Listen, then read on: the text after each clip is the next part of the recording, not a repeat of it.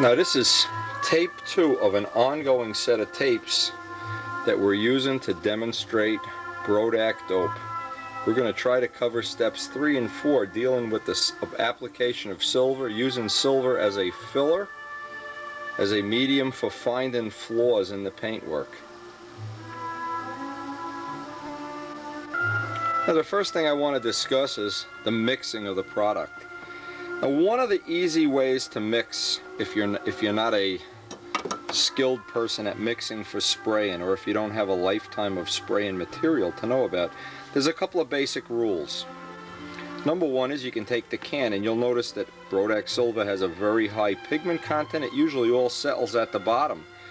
So what you want to do is shake the can real well, get a screwdriver, some medium, stir it real well. Empty that can into a larger jar or can, and then you want to fill the whole can with Brodak thinner.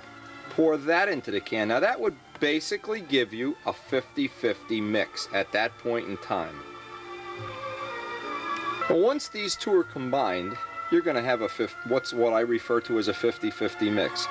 That's still going to be just a little bit on the thick side. What you're going to want to do, and it depends on conditions where you are. In Florida, where it's humid, you're probably going to want to add 10% retarder. If you see paint fogging up, you're going to want to add retarder right away.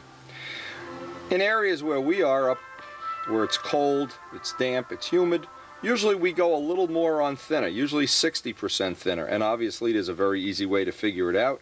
Measure out a part of the can that you think would be a rough starting point. 10% of the mix is really a good place to start. So then you're at 60-40. But getting the mix all in one big can, getting it stirred, shaken up well, you have to remember, this is a very highly pigmented material. It's going to sink to the bottom relatively quickly, like all silver product does. So you want to get it shaken up, put in the gun, and sprayed for a test as soon as possible. My philosophy is I always like to have a couple little test parts. In this case I have the rudder, the gear doors, the tip weight box. I want to have a little part. In the previous tape we covered these parts, brought them up to where they have just a slight sheen and no imperfections. Now what's going to happen when you put silver on for the first time? You really have to warn people ahead of time. Be prepared to be disappointed, because the silver is going to show flaws in the corners and edges and things that you never would see with your naked eye. The silver technique has been around for many, many years. The first person I ever knew that used it was Jim Silhavy. And I don't know exactly how he did it, but I just, at some point in time in the mid-80s, I started using it myself. And it seems like it's a thing that's caught on in the area around here. Most people that I know use the silver, find the flaw, sand them out until this part or the main frame of the plane is as perfect as you can make it.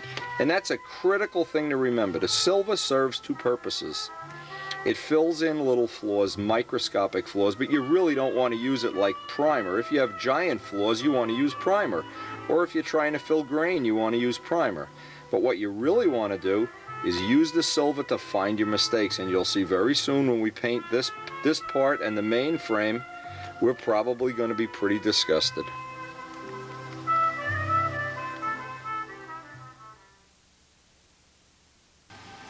Now the silver also serves several purposes that we don't really have to concern ourselves with at this time. It does an excellent job, as it does in real airplanes, of blocking out UV. If you have an area of the country where you fly and leave the plane in the sun all day long, UV goes down into the finish underneath, and it can do damage as time goes by. You should never put a plane in the sun when it can be stored in the shade. Rule 1. But the silver blocks out a lot of the UV, same way it does on a real Piper Cub Citabria. Also allows you another choice you wouldn't otherwise have of finding the flaws. Now if you were to wait until you painted the color paint on a plane, what happens is you would need twice as much of the color paint. Let's say you were going to do this blue as the Joe Adamusco's original Spitfire.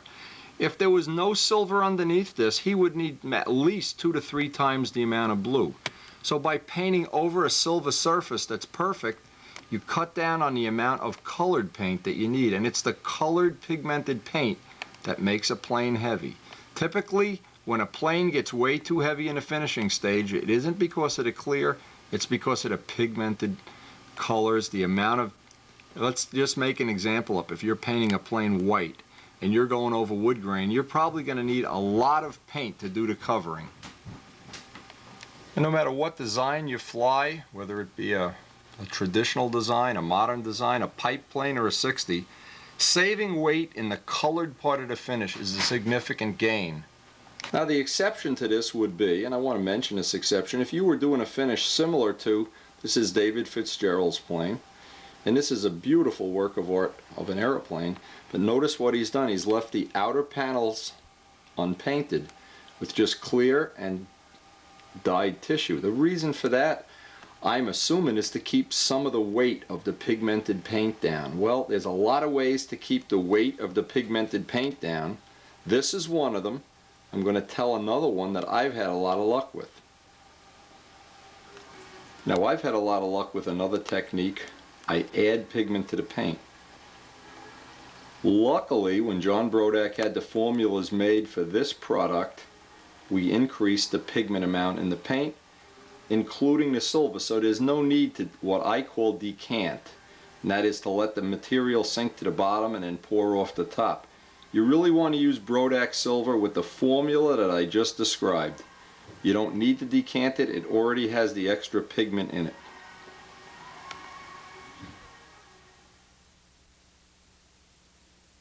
Where you're going to find a significant gain is in the yellows and in the reds. Both of those colors took almost 2 months extra to get the formula right so that the coverage would be as good as possible without trading away any of the other good properties of the paint.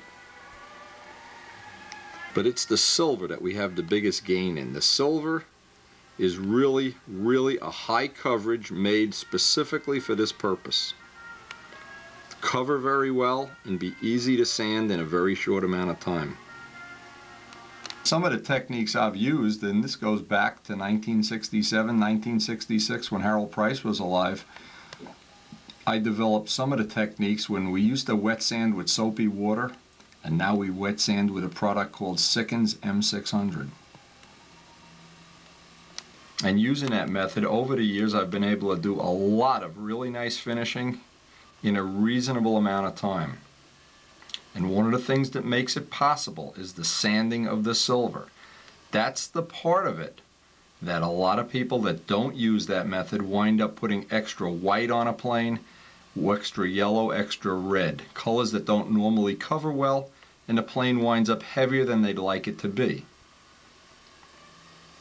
So always think of the silver as your friend. The silver, if you are going to paint, again, I'm going to re-emphasize this, if you were going to paint an airplane white right over the filler coat, you would need 3 times the amount of paint to get it white, as if you painted it once silver and once white.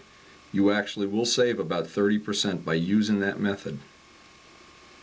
Well, I just want to mention one thing before we go any further in this. This was the first plane that I ever remember spraying silver on and sanding the silver. You see, this plane has my AMA number on it. This is one of Harold Price's planes that I rebuilt in the winter of 1960. This is Harold's good plane in the back, the one he went to the Nats with. And I did this more of an exercise on how to learn how to refinish. And Harold Price, I want to thank him. He's of course passed away.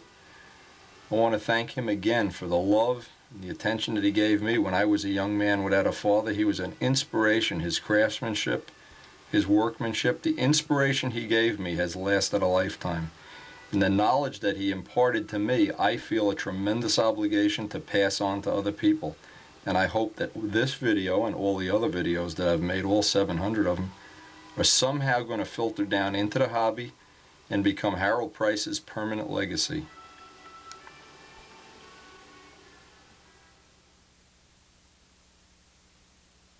Now, we're of course trying to make a Spitfire. Now there are certain semi-scale things that like a dull finish. A real Spitfire would not have a shiny mirror finish, but we're not concerned with that right now. What we're trying to do is get a stunt type of finish onto a Spitfire, and the last 2 planes that we've been able to do that to have wound up in the front row all alone, have wound up to be very popular with the flyers at large. and have been very successful at winning appearance awards, both locally and at the Nats. Before I go outside, first I'm going to have to mask this off with aluminum foil using the Walt Prey method. Because I don't want to, see, when I painted the clear on here, I didn't care if I got a little bit on the body because I'm going to sand it down anyway when I do the fillets.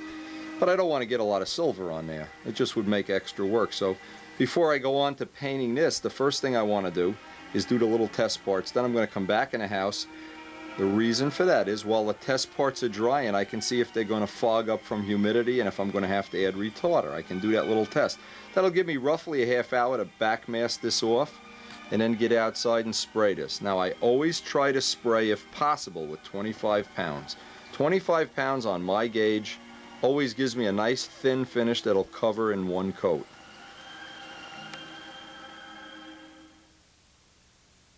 And as I said, has been really shake. Get some kind of a screwdriver, stir it up, because if you use the top part of the paint and don't get all the pigment off the bottom, you will not get that real good coverage.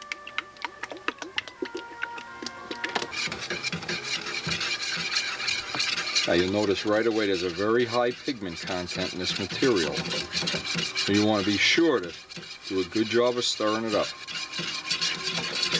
Every little tip you can get to make this more reliable. You're probably going to use 2 or 3 cans of this, but 1 can will get us 1 coat for sure, especially being we're only painting the wing.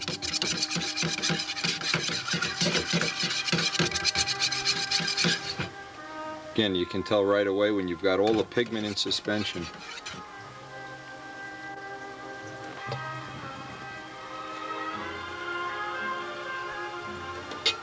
You can see we've got all the pigment off the bottom. Now what I'm going to do is fill this can with thinner. That'll get me to the 50-50 level, and that'll also scoop out any of the extra material that's at the bottom of the can so none goes to waste.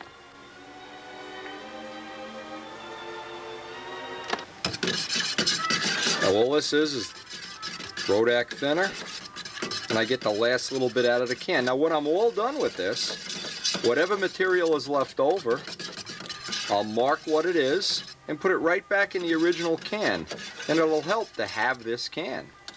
I don't want to throw any of these cans away. Now this will mean that I'm going to want to add 10% more right away, but notice 10% would just about fill a can. Wouldn't that be handy? I'm at 50-50. A good old-fashioned coffee can makes a great mixer.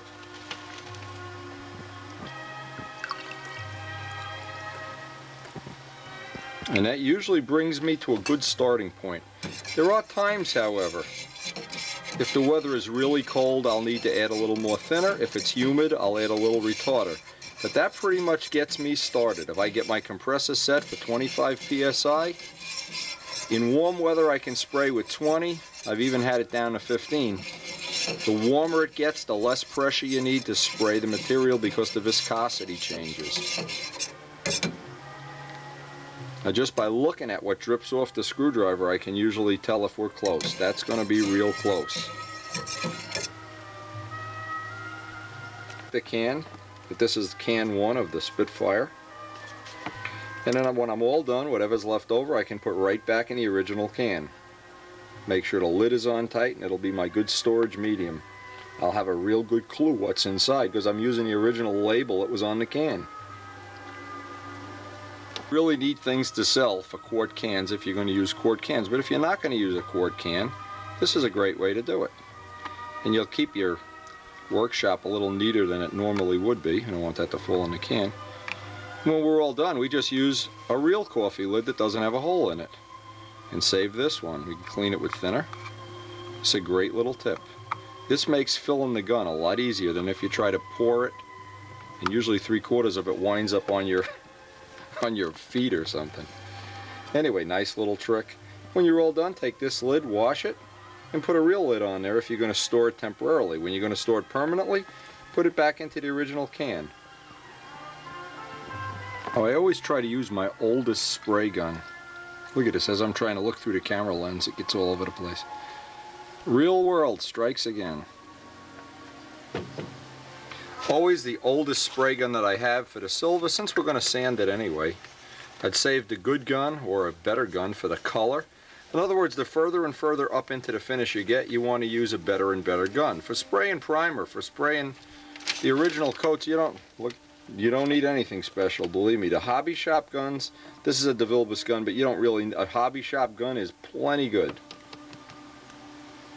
Okay, my little test piece, it looks to me like the mixture is fine. What I'm going to do is whenever I get a good mixture like this, because it's real cold outside, I want to cut back on the pressure. Maybe I can get it to run at 20 pounds today.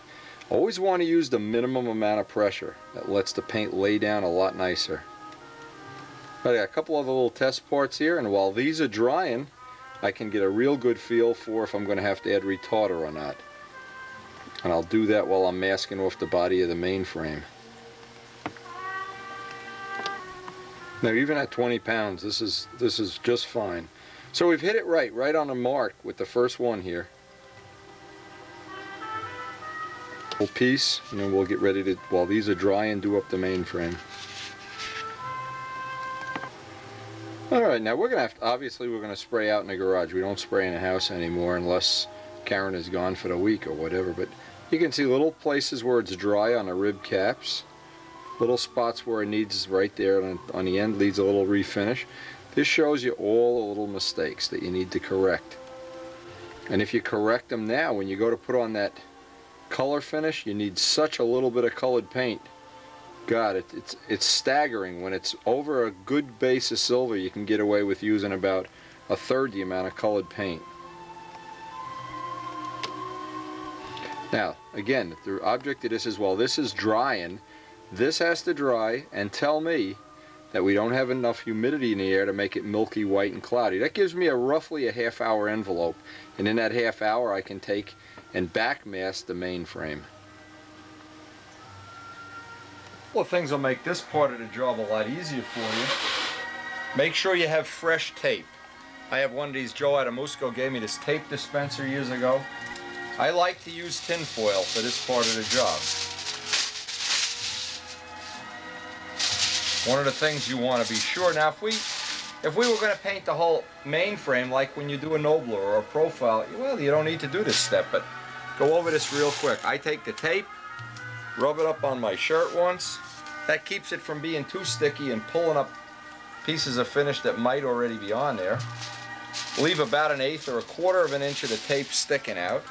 And now you can just go by little by little by little. It's really not a rocket science thing to, in fact, we don't even care if we get a nice line here. The fillet is going to cover that up anyway. And in this case, I can just peel this back. I don't even have to bother making the curve. And if you really want it to be cute, you could take the template for the rib and just cut a hole in the silver, in the tin foil.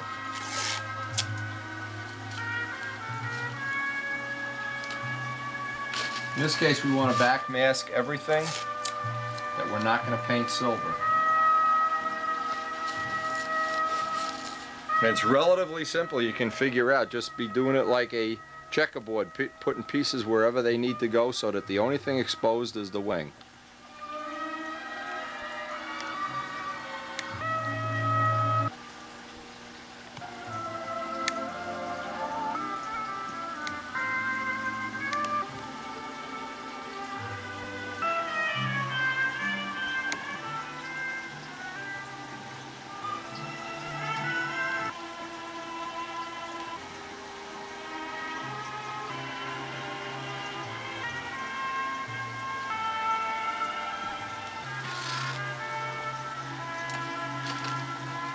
Take a piece of 1/8 inch here and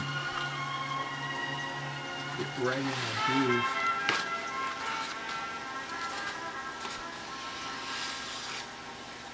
Okay, we're ready to spray.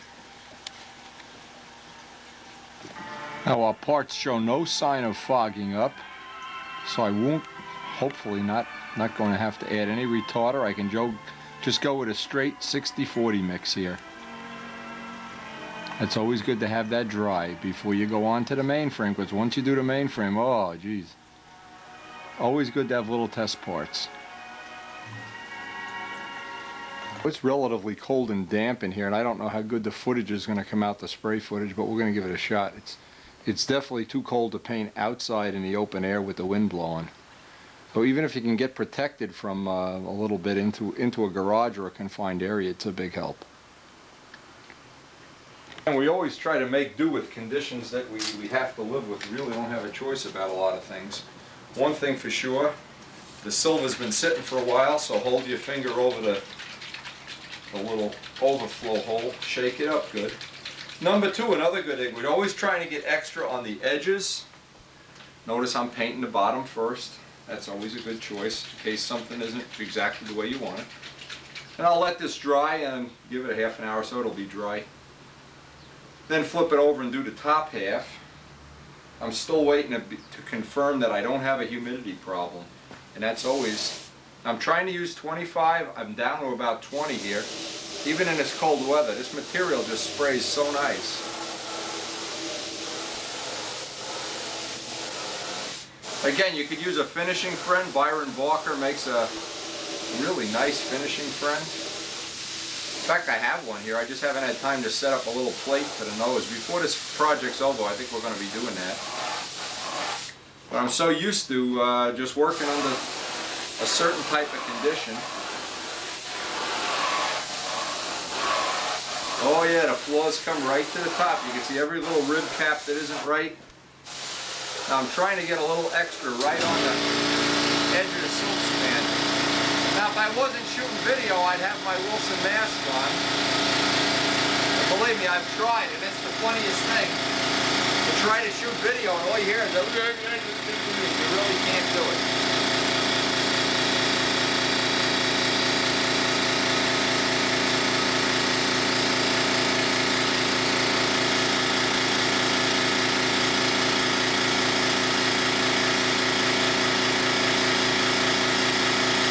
Material is so nice to work with. I mean, it just goes on.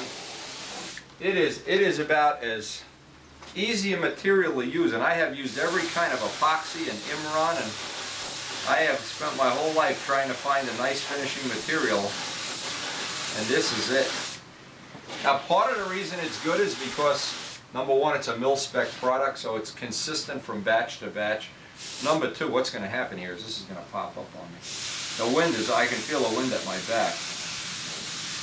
And I'm going to be buying, I think, real soon, one of these flexible hoses that goes just before here. Because I can see that, when I used to paint in the cellar, it wasn't a problem, but I could see it could get to be a problem out here.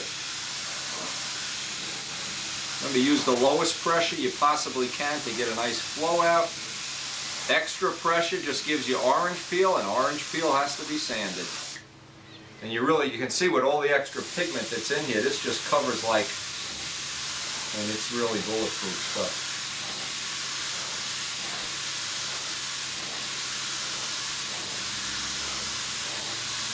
Now I really wish I could have gone back some of the other planes I'd built, and using this material I could have made them an ounce or two lighter. I could have made them in half the time, a third of the time.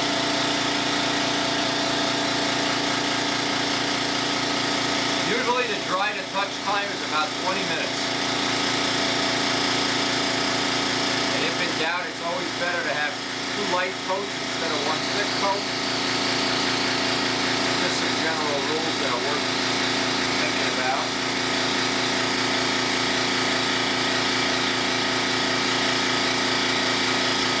Now I can see almost every rib has some little flaw in it that I'm going to want to address.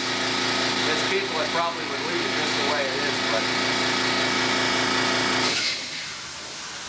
I don't think I will. I'm a tough guy. I want all of the flaws out of it. Now what I do is, and I'm going to show this on camera, there's a dry spot right here. So while it's upside down, I can hit that with a little extra material. I know along the trailing edge it's not as smooth as I'd like it to be, so I can just put an extra coat here. This will help me in sanding it out. I can go right along the leading edge, and that's where this is the worst. This is going to need the most attention up on the leading edge. When I get to sanding that leading edge, I'll probably do that 4 or 5 or 6 times before I'm happy with it. It's that leading edge. The sheeting in by the body, because we're going to do a fillet. Whoa, there goes the wind. I'll tell you, the wind is crazy here. Anyway, what I think I'm going to do is just let one panel dry up here and just confirm that I don't have a humidity problem. where it's dry, as you're going along, don't hit it, hit it. You see a little spot here, there's a little flaw you can see. Just hit it with a little extra material. Out here, you can see a little flaw out there.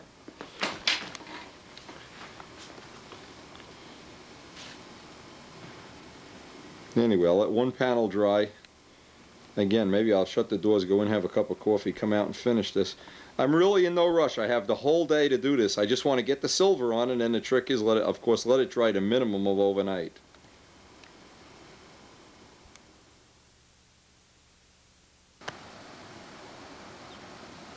So nice until you spray the silver. It's unbelievable. I see 2 or 3 spots here that really, I can't believe I didn't find them with my bare hands. A couple of spots up by the lead out guide. I'm making little mental notes.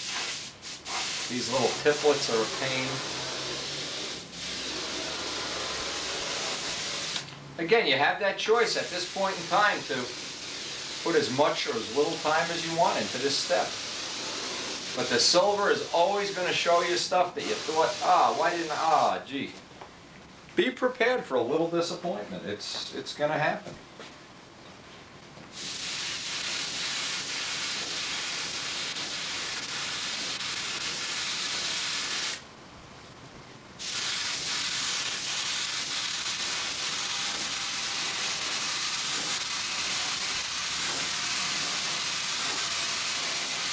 Now I can remember years ago spraying a coat of silver, even in the summer, you couldn't sand it for 3 or 4 days, it would turn to chewing gum.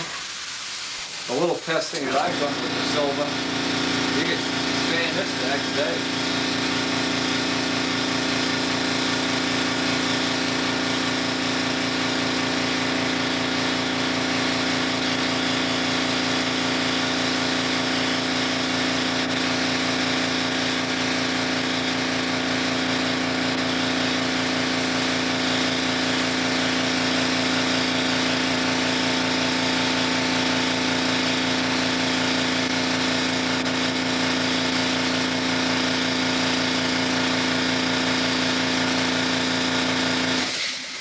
Funny, every little rib top, even though they were primed and radiused and sanded, there's still little spots where they could be a little nicer. Yeah, that's the advantage of doing the bottom first. Now, if I saw something blushing out here, I could just add a little retarder to this.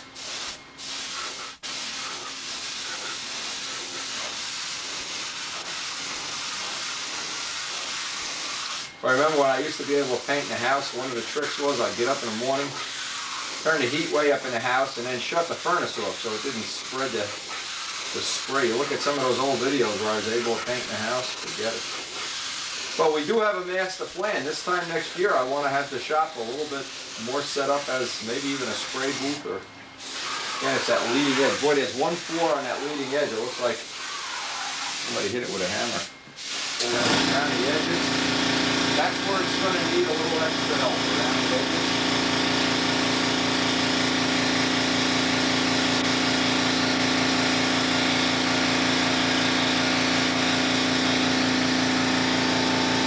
See some of the little reflections of the silver. It really does show every flaw. Okay, now that's going to dry overnight. And I hope tomorrow we're going to be able to sand it out. But of course we always have our little test pieces to confirm how things are drying. Amazing how many flaws you see. Wow.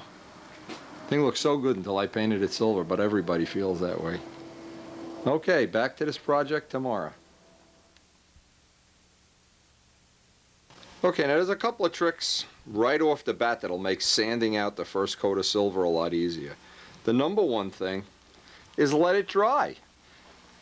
No matter what material you have, any lacquer-based material, it gets harder and harder with age. So in this case, we've kind of cheated the system a little bit.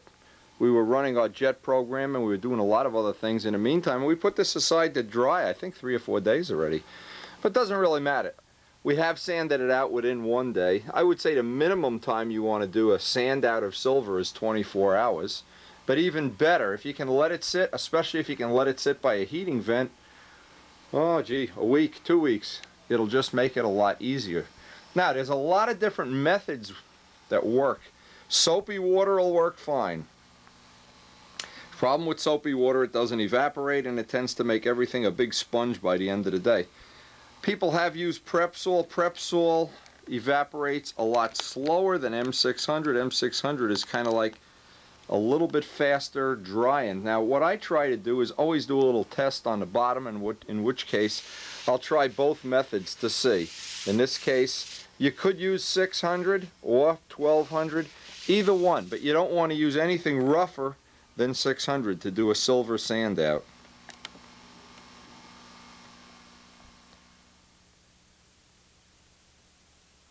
Okay, this is a body shop product. If you're not familiar with it, it's called Sickens M600.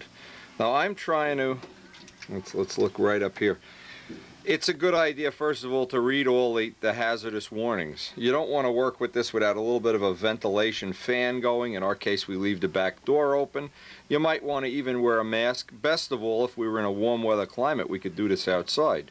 Second of all, it is flammable, so you don't want to obviously have your friend smoking a cigar right next to you. Now I want to get some of these numbers because a lot of people can't buy this at their local body shop, and you might want to have a gallon shipped over to you. These are all the numbers that they give on the can.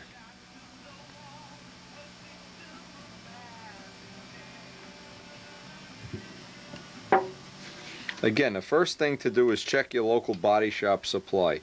If you can't get this, another choice, many people use Windex, many people use windshield washer fluid. Soapy water will work.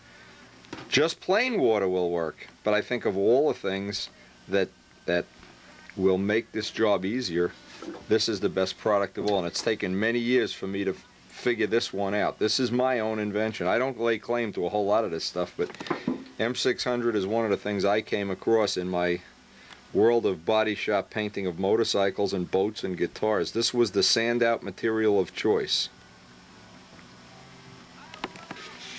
Now one of the things you'll find, you can take a Windex bottle. The thing that you can't do with M600, you can't put it in a little bowl or a cup, because what happens, it evaporates so quickly, you'll just be letting it gas off. It just goes too quickly. So the best way to use it is with a sprayer. What'll happen, a Windex sprayer is good, dump out the Windex, it'll last a couple of days, but the seal will eventually go and it won't work. You can buy these bottles for about $2 from Consolidated. Let's see if they have their phone number on here. I just ordered stuff from them the other day. Here's their number. Get their catalog. Their catalog has a lot of good, all kind of little things that you might want to have around the shop. Give them a call. Pick up one of these inexpensive bottles. Now this bottle's 3 years old. Kenny was using it, I was using it, George was using it. It's still good. And it still sprays real nice, and it has an adjustable tip so you can control the spray. So for a couple of dollars, you've got the right bottle, and you want to get both 600 and 1200 paper for seeing which is going to work the best on your particular application. And what this is, now this is step 3 in the Brodak finishing regimen, whatever you want to call it, but this is kind of the step that's going to make or break the airplane. At this point in time, if you're real fussy and willing to go back 2 or 3 times and sand out the silver and fix the flaws, you've got a guarantee front row plane. If you're not willing to do it, at this point in time, if you skip off and you run off to do something else when you should be sanding out another coat of silver or 2, the finish will be nice. Sanding this out will make it better no matter what you do, but sanding it out more than once or twice will make it perfect. And this is the step that seems to win the Concourse Award every year, in my estimation. This is what separates the planes in the front couple of rows. Now, I always prefer, if all else is equal, to use 1200 paper. 1200 paper gives you a lot of advantage. First of all, it's going to take longer to sand out. But the advantage is, for that little extra time you spend, is a lot less chance that you're going to go through, make a hole, make a divot that you can't fix. It gives you, it just removes material in a lot slower fashion and leaves a finish that's almost ready to buff out when you're done. So what I like to do, if at all possible, since you're going to be going down to your local body shop supply house anyway to get M600, pick up a whole sleeve. By buying a sleeve of it, it's about half the price than if you buy individual sheets. Down here in the Where we are here, it's about $35 for a sleeve of this, but well worth it. When you consider the overall cost of building a plane and all the time and energy that goes into it, the sandpaper is the least of consideration of anything. But don't skimp on sandpaper. Don't try to use it when it's all worn out. Sandpaper is something that you use just like you use tires on a car. When they're worn out, you get rid of them before they go flat. Remember, there's a lot of ways of getting that high gloss finish. There isn't just one way, and if you deviate from this a little bit, it's not going to come out right. But this is a map. This is kind of like a straight line map to get from point A to point B. You can take a look at the workmanship here, the craftsmanship, whatever you want to call it. There's always little spots like this. Now, each time you sand the silver, they'll be less and less objectionable. You can see the little hairs in the tissue. Let me see if I can get really down here. And that's just about how it should be. And so I want to get ready. What I do is I try to get some ventilation going, get comfortable, have a cup of coffee, because this is a long and tedious job to do this. You're not going to be able to do this in 15 minutes and be done. This is pretty much, in my case, an all-night job, or I call it an all-football game job. Get something that's not going to be boring, put some music on or whatever, because you've got about 3 or 4 hours to sand this out, maybe longer if you're going slow. And I won't even uncover the foil, because obviously we're going to put another coat of silver on here when we're done. Even if this coat is a perfect coat, I'd want to sand it off and then put on that paper thin coat, just very, maybe I'll add another third of thinner to the material so that that silver is as thin as possible. Nice little trick. I keep an old pair of scissors. I get, probably realistically, I'm going to use 4 or 5 sheets for this sand out. So what I do, I cut them into little bite-sized pieces. I can't sand, especially wet sand, with a big giant piece of paper. And whatever size you're comfortable with, and by the way, you don't need a pair of good scissors. You should always have a pair. I say this, but I don't do it. You should always have, don't smoke cigarettes, and here I am smoking. Keep an old pair of scissors around for doing stuff like this. Now you're all prepped up. And the more preparation you can put into this, it makes that long and tedious job of sanding just go quicker. Have like a little deck of playing cards. I filled up the M600, and I'm ready to start sanding this out. First thing I like to do is when you're going to do this kind of stuff, you got to be relatively comfortable, because you're going to be in this position for quite a while. I like to pick a spot. The object of this is to try to do the bottom of the outboard panel, because if we go through, who cares if we put some extra weight here, if we have to put 10 extra coats of silver? Because you're always going to develop a little bit of a technique first. Even when I don't do this for a month or so, it takes me a little bit of time just to get a technique going, to know how hard I need to press. Each plane seems to be a little bit different. Now, I've sanded Brodak silver out in the past, and it sands like butter.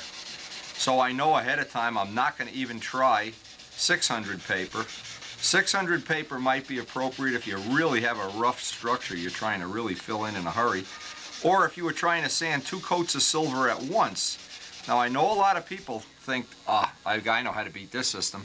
I'll just spray 3 coats of silver and then sand it. Now, sand each coat. You'll just build up extra weight. That is 120 bays on this plane, and I know, for instance, if I'm going to spend 3 to 5 minutes per bay, I'm probably looking at 7-8 hours of work here. But in the overall time of doing a plane like this, especially something as complex as a Spitfire, 8 extra hours doesn't mean anything. Now, here's the first test. By looking at the paper, no chewing gum at all. You know, if you were trying to do this 20 minutes after you painted, you might get chewing gum. Now what it is, let's just show this up close.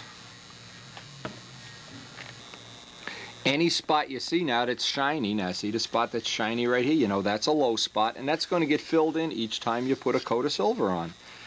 Right here, you know, you're always going to get the middle of the bay sanded smooth, but you don't want to get it any deeper than this. Once you've removed almost all the silver, and again, if you want to really be fancy, you can sand some more and try to make this as silver free as possible, but you'll always get a little bit up around the ribs, and that's what gives it that extra little smoothness around the ribs that it looks like it's machined out of a billet of aluminum when you're finished. Things when you first start. First off, if you have soft, kind of nice, neat hands, you might want to consider trying using rubber gloves. I don't, because my hands are shot from doing all kind of construction work and roofing and hammering things, and everything seems to be pretty crude in the rest of my life beside modeling. But I like to use, now you see what I'm doing? I'm using a different piece of this, different edge of the sandpaper for each bay. You want to keep the material wet. Once this dries out, you're not going to make a lot of progress. You see how it's, I'm like in a puddle of this material. And it's the fact that it evaporates so quickly that makes it very practical. Now, as soon as it becomes where it's like paste and it's not liquidy, get rid of it. Get rid of it right away. Now see, we're about halfway done. I've used the other piece of the sandpaper. Now I'm using the other edge. I'll start with a new edge. So I'm constantly rotating the paper. Now I see a couple of really chunky monkey spots coming up on this edge.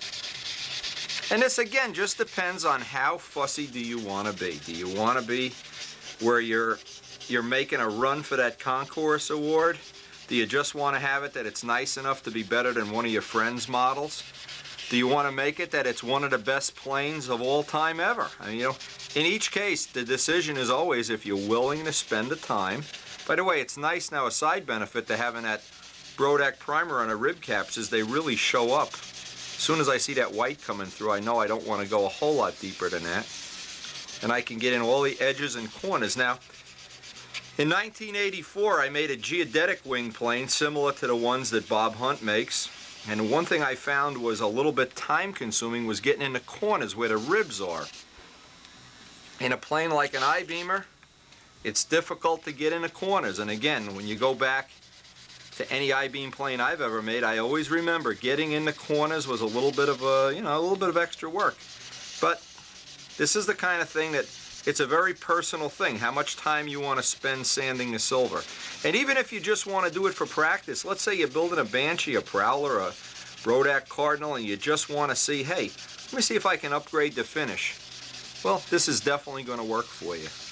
This is definitely one of the steps to learn. Step 3, sanding the silver. Again, I get to about this point, and I don't want to push this any further. See, I don't want to get, I'm just trying to show 1 or 2 bays here, how much time I would be willing to spend. And I don't want to get on top of the ribs to where I'm getting little hairs of silk span coming through. Now that looks like about as far as I'd want to push this. And I don't know, I'd have to look at my watch there. I'd say that's 3 to 5 minutes.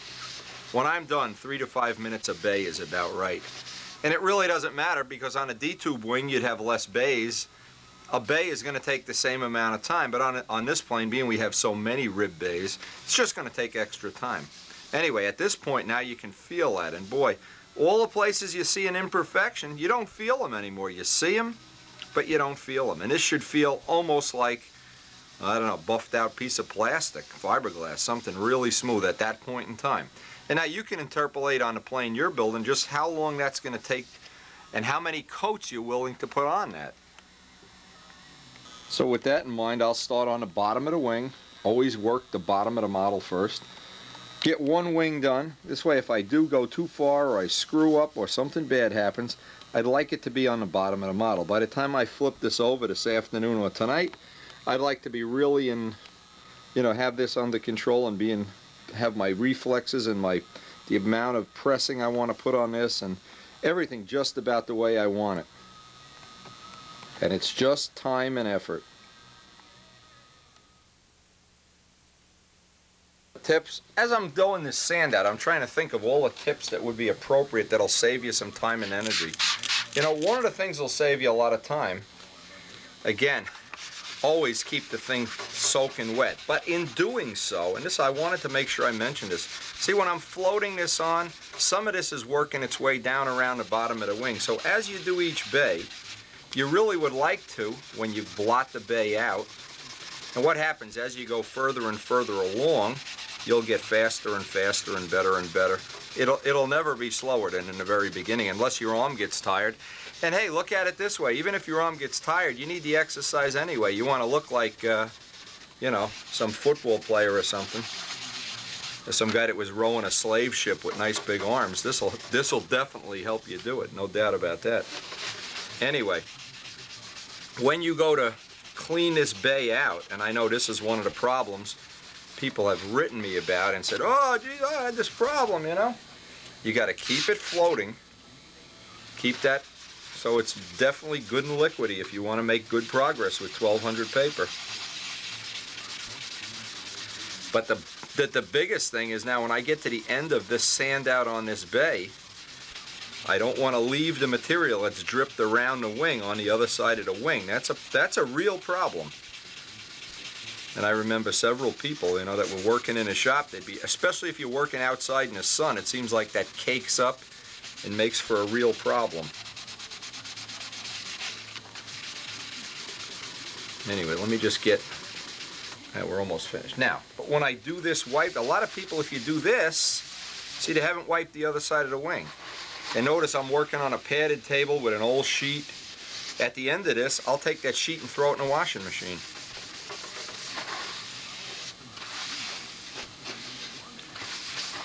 Keep the back clean too, and you'll notice after about 5 bays, just throw the towel away. Actually, when you start out doing this, you think, oh my God, I'm never going to get done. And when it's over, you look and say, that wasn't so bad. Especially the first time you put on the next coat of silver now will look even nicer. The coat after, and the next coat we can thin it out even more. That's the part that makes this nice, is you can thin it out. And that final coat will just be like glass on that. It really will be nice.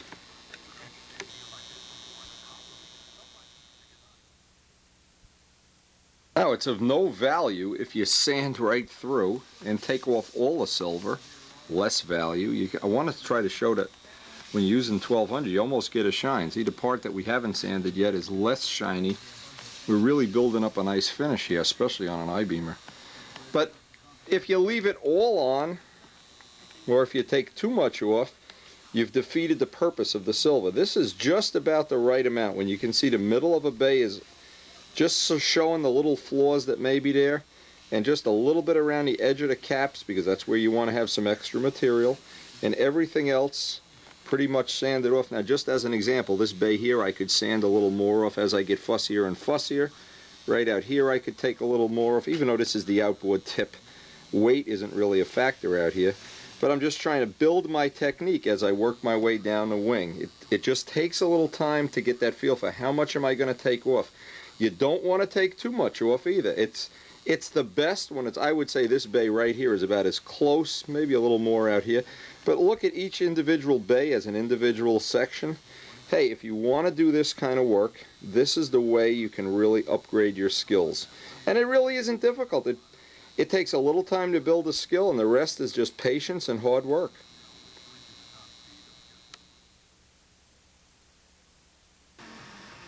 Now, after doing about a half a panel, I just want to look around, just give an idea of how much sandpaper I'm using. Yeah, we get about plenty of that. We're not using a lot of that. Time for a new towel, of course, but just get an idea of just how much material.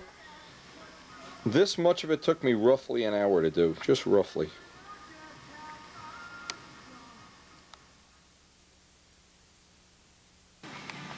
Okay, it's a good time to take a break. It takes longer than you think to do this. Anyway, I always like to take a break after I get one panel done. I like to be real careful. This is where you tend to go through, right at edges, so I always like to leave a little silver there. I'll take a little break, have a cup of coffee, come back and work on that outer wing. This is where you see who's tough and who isn't.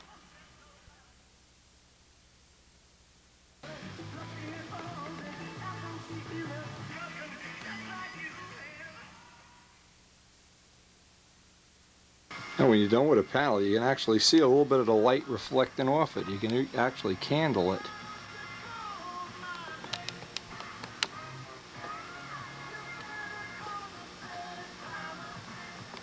And of course, candling helps you find the little mistakes. And just as an example, when you see a spot like this, you know that would show in the final finish, but another couple of coats of silver and that'll be gone. A little rough spot like right there, a couple little spots like this, they'll all disappear within another coat or two of silver. Little spots, if you were to have a, here's another one back here. You don't see that when the plane is in clear. It kind of gets hidden from you. Then you're all done, you get the color paint on, and now you can't fix it. Another little spot there that's rough. Anyway, just evaluate, on your own, of course. You can see, you actually can see light reflecting off of that wing now. Even though we've just sanded this coat of silver and using it as primer, you can see the tinfoil reflecting off the wing. Okay, we had ourselves a nice break, nice couple of minutes of relaxation, a cup of coffee, and now we're ready to tackle a second of the bottom panels. You might have thought that slavery was outlawed. Jack Bryan comes all the way from where? Lincoln, Nebraska? Knocks at the front door and says, "Hi, want some company?" Guess what I got him doing all afternoon? Look at this, for a lousy $4 slice of pizza, he sanded out the whole wing. So now when we go to the Nats, I guess you get 1 of the 20 points or 8 points or something, I don't know. Anyway, Jack, you have anything you want to say to John Brodak? You better finish that Cardinal kit, Jack Bryan. He's got a Cardinal kit. By the way, he's the one that's got the red Nobler on the Video Nobler, the Ken Video Nobler, and it's a beauty. That is really a work of art. But keep sanding. Don't think just because you're a movie star you can stop sanding now. All right. You don't think slavery's outlawed in the state of Jersey here, do you? Keep working. I'll tell you when it's shiny enough. Just having a little fun, that's for sure. I always laugh about how nobody ever comes over to see you the day you have to sand your silver out. Yeah. I wanted to show there was a run on here. Where the hell did it go? See? Now I can't even find it. Here. There was a run in the clear, a little run. Mm-hmm. And put your finger over that now. You can't even feel that. See, that's... Oh, yeah, right there. Yeah. Mm-hmm. Yeah, and see how nice that Brodak primer? The rib tops really already have a finish on them. So that worked out pretty good. How much does he pay you anyway? Nice. Not much. One bologna sandwich a day. Anyway, this is how much we got. What did we take, about an hour a panel? So I'm guessing an hour and a half for the first panel, an hour for the second panel. By midnight tonight I'll have this done. It'll probably be, it's going to be dark already by the time I do the top. But I always like to do the bottom first, the top second. That's always a good philosophy. Now I'm in a mood. I'm ready to rock and roll that whole top part of the plane in a couple hours. Now the bottom is completely done. Jack is already so tired, he says, "Sorry I ever came up to see you." Anyway, notice when you're sanding silver how many of your friends have to go to the bathroom, they don't show up, blah, blah, blah. Well, that's the way it goes. Anyway, we're going to start doing the top and just see if we can finish this up tonight.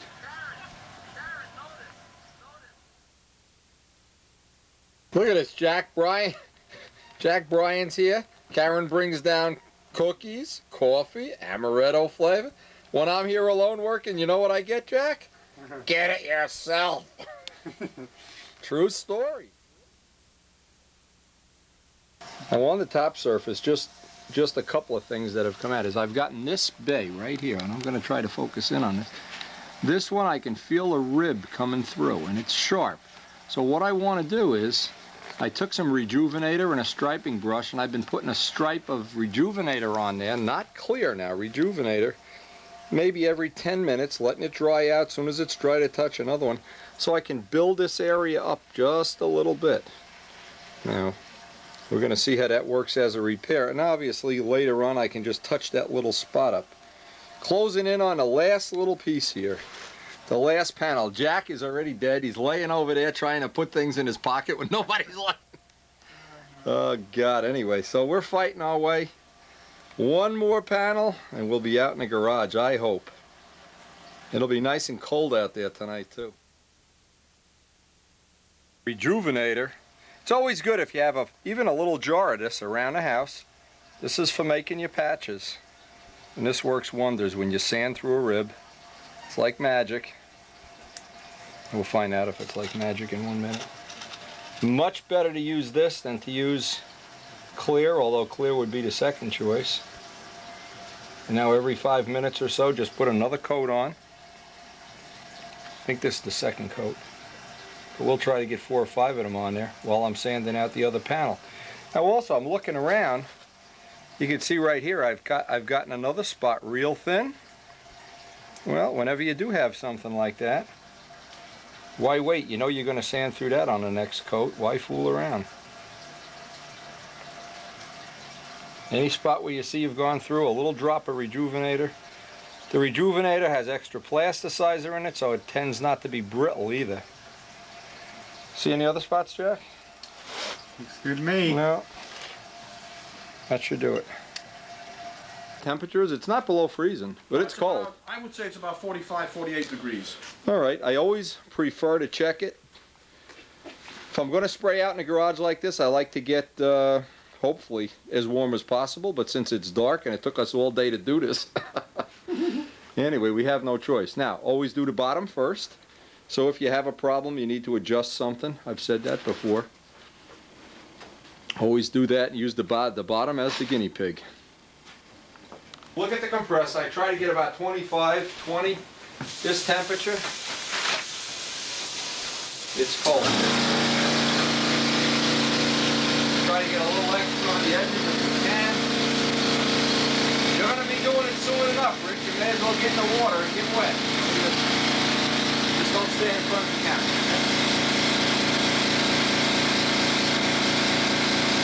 You ain't got that much more to build on it like that. No, today I worked on the flaps, and I started cutting my hinges. Okay. The slots and the hinges. Yeah. Okay. Then I stopped. Just put one finger there, just one finger, just to hold it up. See, what I try to do is when I make the second pass is get a little bit extra on the rib. Right. Now we had a couple of soft spots on this where the ribs needed a little extra paint. I put Rejuvenator on them. Jack was down there hammering away with me. I couldn't get him to sand the whole plane out there. He's too smart for that. Now what do you sand it with, 600? This is all 1200. 1200. You even got a little bit of a shine on this when you're done. I can see that. Now I'll see if this looks like it needs another coat, or if I'm going to be happy with it. You know, you could do this 3 or 4 times. You do it once. But each time you do it, it gets nicer than the time before. See what I'm doing? I'm spraying the bay, and then going over the rib cap. Spray the bay, so where the rib is, there's actually an extra coat on this. Now how many coats did you put on this? This is the second coat of silver. Hold on. Let's see what that looks like up close.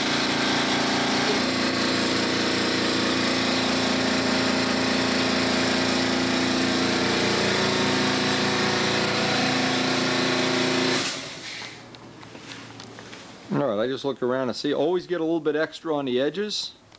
A little bit extra on the rib caps. You'll see the spots where it's soft. It's soft right there. Right there. It's got I took a little bit too much off. But each time you do it, it'll be nicer than the time before. You don't have to even think about it.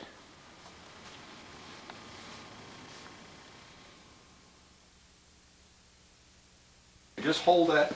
Yep. Just keep that from moving. You know, Yeah. even is good. That's good. But the trick to the whole thing is to get twice as much on the ribs as on the silk span if you can. And if you really want to be crazy, you can take an airbrush and airbrush over the ribs. I've done that already. That even makes it nicer, but for our purposes here,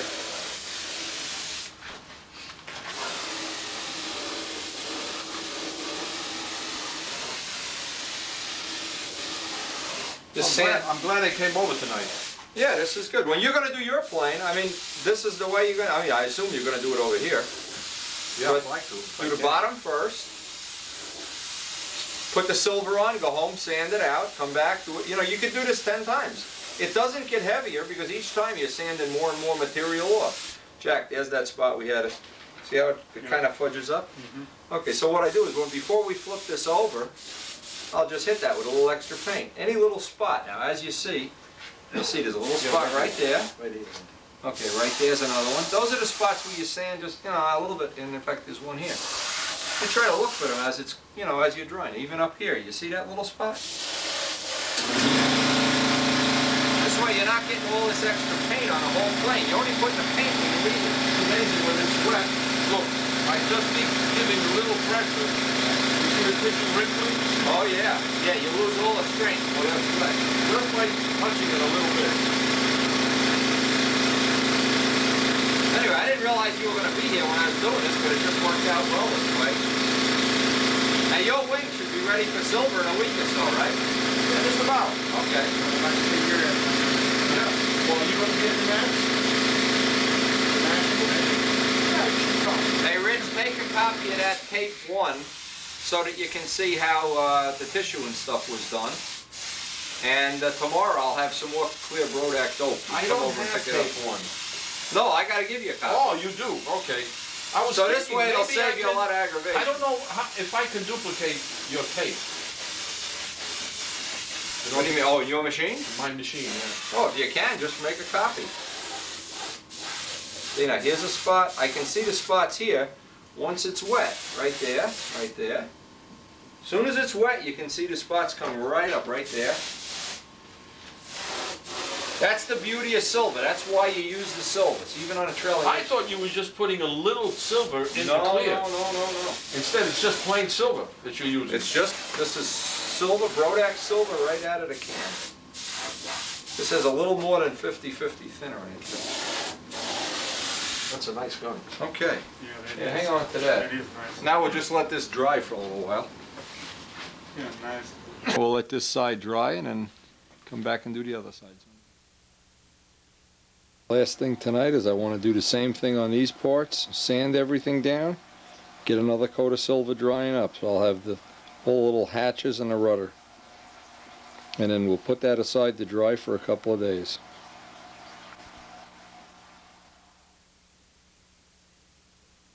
I want to do a little test right now. This is for my own self. This is not really an appropriate thing to, well, maybe it isn't. It is appropriate. I don't know. What I wanted to do is I painted these parts late last night. I sprayed on a coat of silver when I was painting the mainframe. And as I always do, I want to do a little test. Now this dope is really only maybe 9, maybe 10 hours old. And I want to see just, so I'm trying to get a gauge on just how long it needs to dry. Of course, it'll be easier to sand if it's dry longer. But I want to see what that minimum time, what I'm looking for is to figure out that minimum time before it'll take a nice reasonable sand out. So it's always good. That's why it's always good to have some little parts to do your testing on. Now I always like to do a quick test. Again, this is what the little part's for, because now we're building up a relatively smooth finish. The way you always tell if dope is ready to sand. And this is legitimately 9 hours old. Now I shouldn't even be doing this. But one of the things you can see is it's coming right off and it's not turning to chewing gum. So I'm wondering, now I ought to ask the people down at Randolph, since they're right down the street from my house, I ought to ask them what is the minimum time to sanding. The problem is they may not really know, like using our application. But I know for sure, one thing I can tell you for sure, this is ready to sand, so I'm going to get busy and possibly get this sanded out, or parts of it today. I don't really have a whole day, but just another part of my testing is whenever paint is soft, it's always good, and you anticipate it's soft, using just slightly grittier paper. That prevents it, but in this case we don't even have to prevent it. It looks like certainly 8-9 hours is more than enough. I wanted to see how this was going to sand out with 600 now. You can pretty well figure out that's sanding right out. 9 hours, ready for the sand out. And this is where the real time saving comes from using this material, is not waiting all those hours and days and weeks for things to dry out and gas off. And this I think is one of the nicest features of Brodak Dope. To just try this, 600 paper again. One of the things I wanted to try was, and this is for my own information really, even though I prefer 1200, I want to see just how this is going to cut over silk span. And on these little parts, obviously I'd like to always use little parts before I go ahead and work on the main frame. I like to keep the main frame for non-experimental parts of this.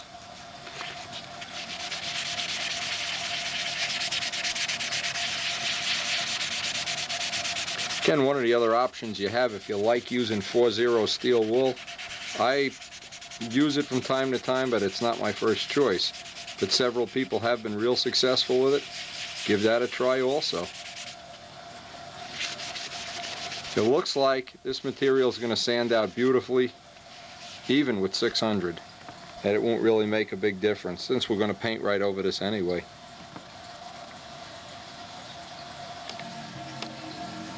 Then I want to go run and throw a little silver back on this. See, each coat I'm sanding less and less off because I've got all the high spots picked out now.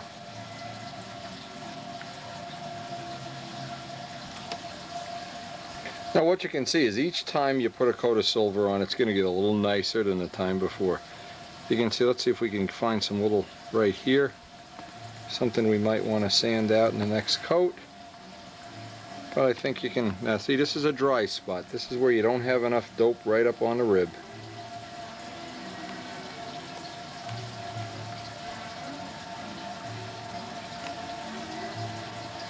What I'd like to do, another little tip, is at all costs try not to put any retarder in the silver, because what happens is you'll open up seams, and what will happen is any little spot where you've got a sanding scratch, it just makes it worse with the retarder. So one of the golden rules is if you're spraying silver and it's not coming out the way you want, if it fogs up, really a good time to wait for another day to do it. But right now I want to try to sand this out. Now one of the things I'm really careful of is as I go by in each case, in each coat, I try to sand just a little less. Now I tried to see if I could work on my open bay areas with 600, and it was just getting a little bit risky. Risky being that you start to go through in spots. So I'm back to my 1200 routine. But what I'm trying to do now, because I'm going to hope to get this done in maybe 1 or 2 more coats, and we'll see, maybe 1 or 2, who knows. The more careful you are at each step, just like a foundation of a house, the straighter you make everything at the bottom of the house, the straighter everything at the top will be. So the more of this I can clean up. And I can't emphasize enough, when you mix, do your silver mix, try not to use any retarder. Just wait another day. That's always a problem. Now another trick, as I'm working, I see a little spot that I might be getting real close on a sand through.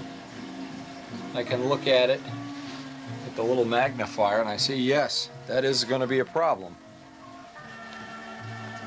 When I get to a spot like that, what I do, I'll try to just very gently sand over it and then take and brush a little coat of Rejuvenator with a striping brush over that.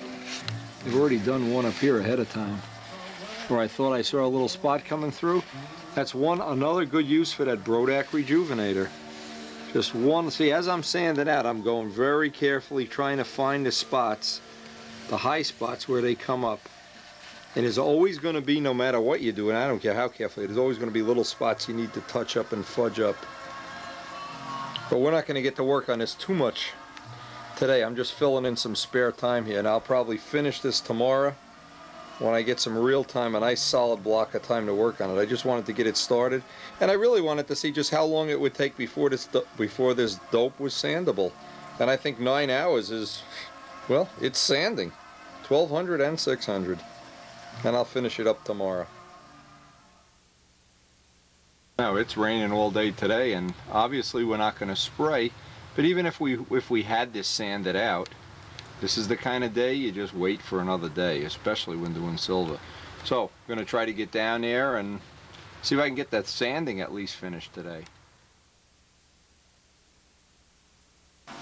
Now I just wanted to make a point before I get down to sanding. Yeah, I didn't finish this in the first session. It's not a big deal. I just stop at a bay where I'm comfortable. And again, this is the kind of stuff, it just takes time. A rainy day like this, I'm going to make myself up a big double cup of coffee, get the padded chair out. I know this is going to take 3 or 4 hours. This is a good day to try to do this. And we're not going to even try to spray this until we get a nice dry day. Cold is okay, but humid isn't. Even though I tried, I really wanted to push this and get an idea of just how quickly you could sand a silver. It's always a good idea to wait a couple of days, and we did let this sit an extra day, and I wanted to mention that because you can see how quickly each coat of silver will sand out just a little quicker than the time before. And you can always buy some sanding time on eBay if you just let it dry an extra day or two, especially up by a heating vent now. Even after a day or two, it will sand a little quicker. Even though we tried that, we were trying to push this and see just how quickly you could sand it out. Again, each coat gets sanded just a little bit easier. Leave a little more on until we have that final. We're just trying to get the mountaintops off without going through. I don't want to see any raw wood if possible. I have gone through in a couple little spots that have just been a little heavy-handed. I try to examine each bay when I'm done with it. Again, it helps if you're not under any pressure to get this done. One of the best tricks I know of is start real early in the morning, have your coffee, and because this is kind of a sit down, even though it's laborious, it's not heavy work. And when you see a rainy day like that, I know there's no chance at all I can do any outdoor construction work or anything, so I'm kind of locked in for the day here doing my sanding. And actually it is kind of nice and relaxing up to a point.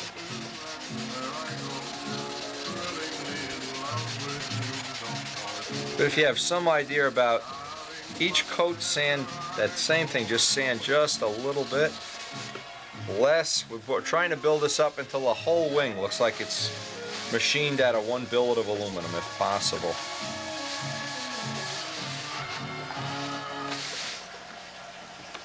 You can be as careful as you want, but especially when you're doing an I-beam wing, you're always going to get little spots where you've gone through. Into the substrate, into the white, into the primer. And what I've found is rather than doing this with, I used to do this with dope, Rejuvenator is a lot better. And I just hit the spots where I've gone through. Because now I'm not adding weight to the whole structure, I'm just adding it to this one little spot. And the Rejuvenator has a very high penetrating formula. It goes right in and softens everything right up. And even if you were to have to go over every rib, say you were building a Brodak Nobler and you needed to go back over every rib, it really wouldn't even matter. You're not adding any weight. And this dries relatively flat. Just one of the millions of little details you can put into. The Rejuvenator is the product to use right here. Not clear, Rejuvenator. Another side benefit, Rejuvenator has an awful lot of plasticizer. And a lot of people might not be used to even using any Rejuvenator. They don't even know what it is, but it's a product that's made to fix hail damage in real aircraft. Very high penetrating, self-leveling. Put it on with about a 50-50 thinner mix. Just go over any spot that you see that you're getting real close on.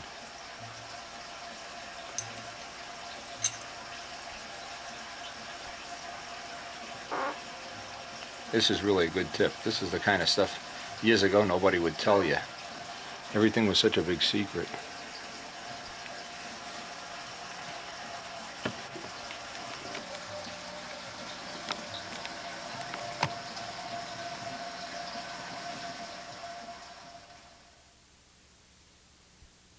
Now, it's always a good feeling to get halfway through one of these panels. The only problem is I got to finish the top. And as I'm going around, I see all these little spots. Once they dry, once the Rejuvenator dries, and I've been putting like 2 or 3 coats right over that. That really, really just puts the final little touch on it. Alright, time to flip this over and do the top. Now, the only problem with all of this stuff is Just when you think you're done, up comes a whole nother side. Anyway, I'm going to try like heck to finish this in this session. And this is one of the, another little trick. You don't want to let this stuff stay on a wing. Now, because I've been working on it, if you leave too much of it, it'll tend to dry, and then you almost have to sand it off. But it's a good idea. Every time you do one bay, wipe it dry, get underneath, clean it underneath also. Alright, I'm hoping, hey, this is really starting to look nice though. Now you can see where I had the rejuvenator repair. I don't even call it a repair. It's a little spot here that looks like it needed some help. See the little shiny spot? You're always, I don't care how careful you are. I mean, there's just, when you're looking for that last little bit, it's always a problem, and you're always going to have little high spots. Even on a foam wing, you'll probably have little high spots, but this allows you not to have to put a whole nother coat of material on, but just do the spots where you've gone through. It's called spot repair.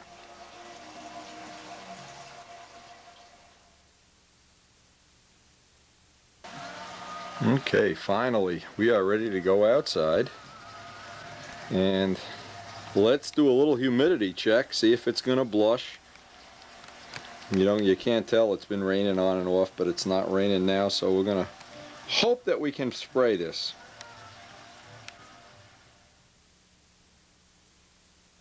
Now it's cold out here, but at least it isn't raining, so we're going to give this a shot. In doubt, always do some little pieces. In this case we did the rudder. Doesn't look like it's blushing, so we're going to take a chance and go ahead and paint today.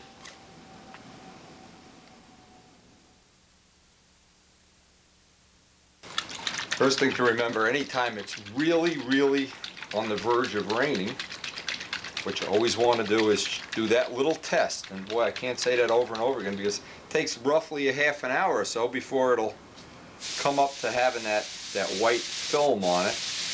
And that's what you want to try to avoid, of course. Now with each coat, what I try to do is back off on the pressure and add a little thinner, so that each coat gets just a little thinner than the coat before.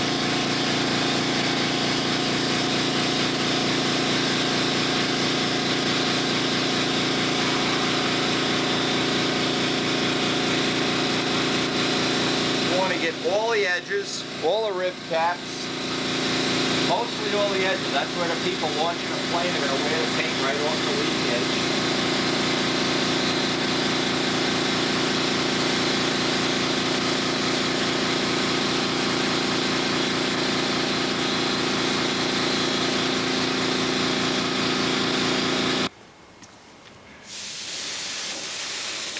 Now I'm out here alone. It's always a real big help if you can have somebody here to hold a plane for you, needless to say.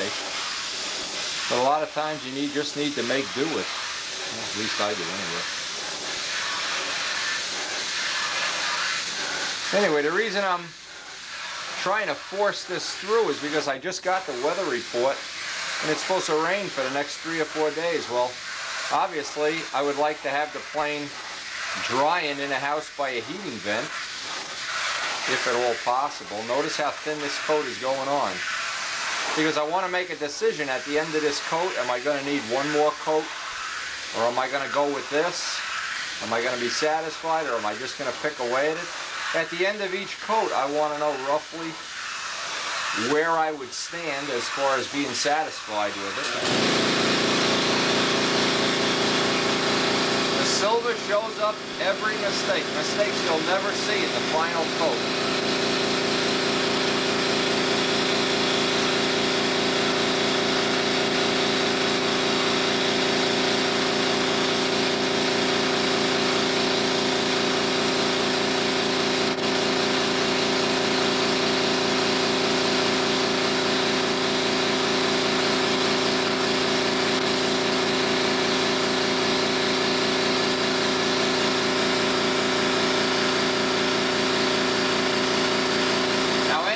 Spots that I have put rejuvenator on, any of those spots, what I'll try to do is go back over them. I see one right here, and give that a few extra coats just to let that soak in, get a good bond.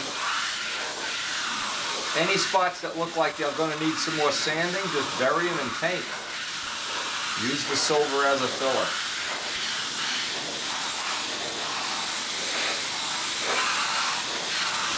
Now once that coat is on, and you can see that's the spot that we had. In fact, there's another spot here we need to touch up. So now I want to go back.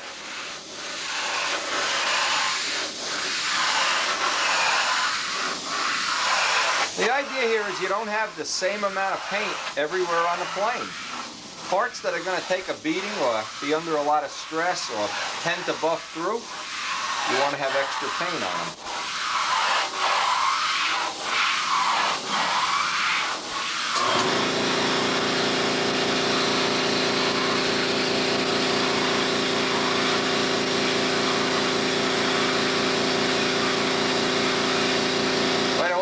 Rejuvenator is magic stuff for making these little spot repairs. There's no way you can do that I know of without that rejuvenator. That is a really primo little tip.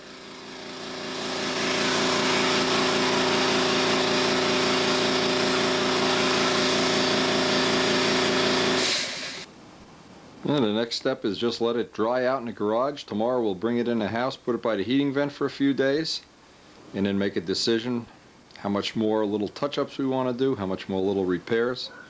But so far it's shaping up real nice.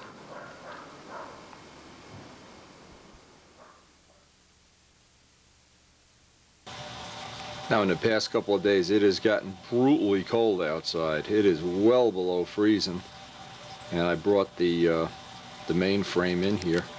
Turned the heat way up in the house. You get a little idea of how this is drying up. But I still want to go. It looks like we're going to get away with maybe one more sand out. Now see, this is one of the spots that we made a correction on. I want to get this on a macro lens.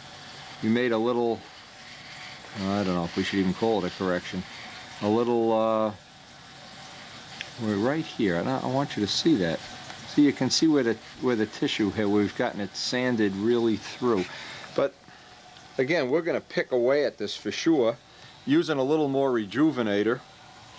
Any spot I see on this that has a little, especially on the leading edge, any spot, now rejuvenator is really good at doing these kind of little touch-ups, and I'm going to try to find another one. Here's another one. Now see, if you didn't have this in silver, you wouldn't see that little flaw. That flaw is only apparent when you see it in silver, and that's the beauty of using the silver. And the Brodak silver is the best I've ever used by far, and I have really tried to beat the system. I've tried to use auto body silvers. Now see, here's another little imperfection right around here we're going to try to fix. All of these are doable. Now I'll just take a brush later, take that little striping brush, go over that with a little rejuvenator, and then I can pick away. Again, I may want to sand this out again, maybe I won't. This is a dry spot. Right here you can see where I've got just a little bit, there's just not enough paint there, physically enough paint. Another spot I'll want to touch up. Usually you'll get dry spots on the rib caps. Again, look right here, there's a little spot I'm not really totally happy with. Again, you have to look around. Because this trailing edge is as thin as a razor blade, it's actually a plywood trailing edge. It's so thin, I think it's going to be prone to showing up any little imperfection that I don't get straightened out there. But one of the things I do like about this, and you can tell I do this all the time, is look at this wing right from the front. I don't know if you can see this. It really tapers right out. It really has a kind of a Spitfire scale look. And when all those ribs are buffed and polished, boy, I think it's really going to be something special. Anyway, another little imperfection. Just trying to pick away right there. We'll get him out, that's no problem. And I'll flip it over, see what the bottom looks like here. I'm sure we're at a point each time you do this. Now, you know, obviously you could quit right now and just leave it. That's probably totally adequate. But now if we decide to sand this out, sand it out in part, this is all part of the decision that has to be made. But for right now, I want to get that rejuvenator on any spot. Again, you could use clear, but the rejuvenator is so much better.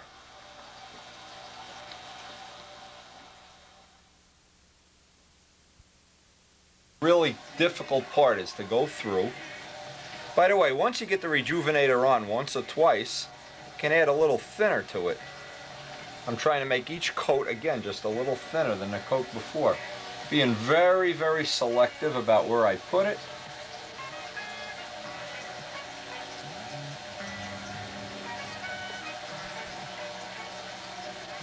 Again, on a D-tube plane, you'd probably have a different set of little edges wearing out, but it's where the edges wear out. Because if you just keep putting coat after coat after coat of paint on here, now keep in mind another side benefit of this, the Rejuvenator has 4 or 5 times the amount of plasticizer in it, so it tends to keep it nice and soft. It wouldn't be brittle.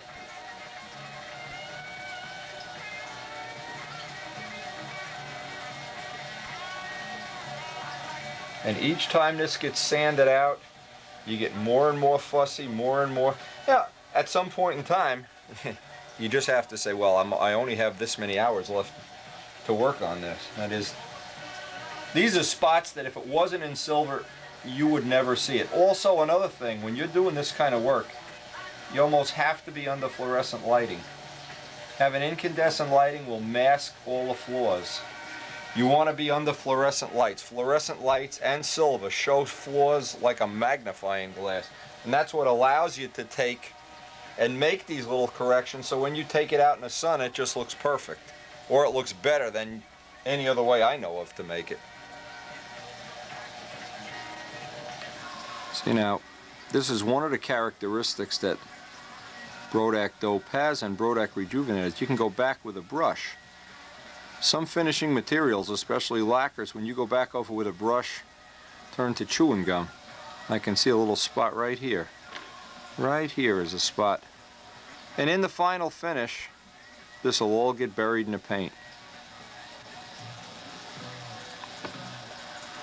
Now you see this little spot? This is where the problem with this is we're on the bottom of the plane, and this is from a rough edge in the substrate on the wood, and the tissue is having a little bit of a problem sticking in. Now before it gets any worse, there's a real good way to do this. This is what Rejuvenator is made for in the real world, fixing hail damage.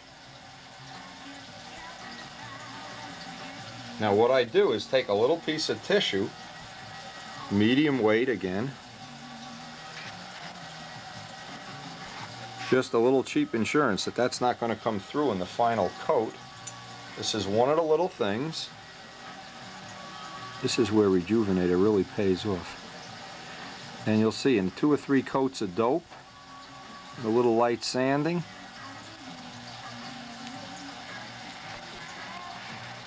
that'll just get buried right in there when that dries.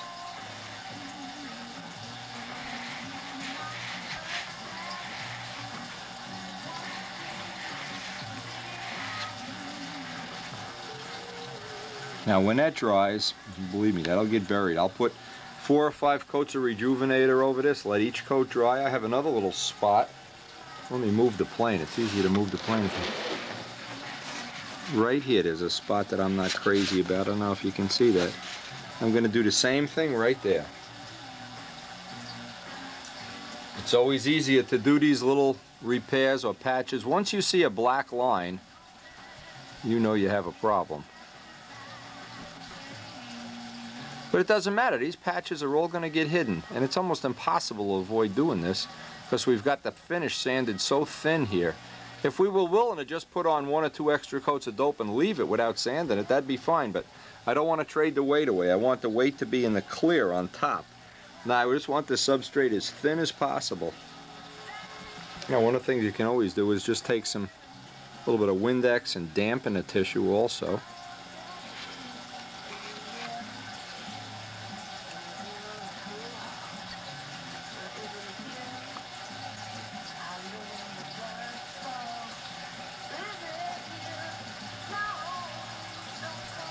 Now see, my way of doing this is just to press it down with my bare hand. That pushes the dope, because I'm going to sand this anyway.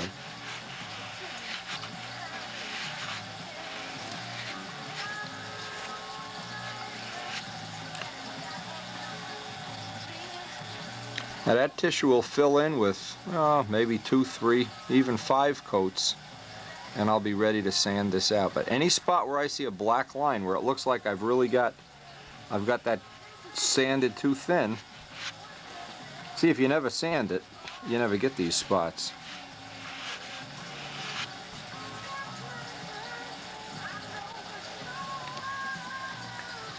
Now this may be, you know, even overkill here. This possibly you wouldn't even have to do this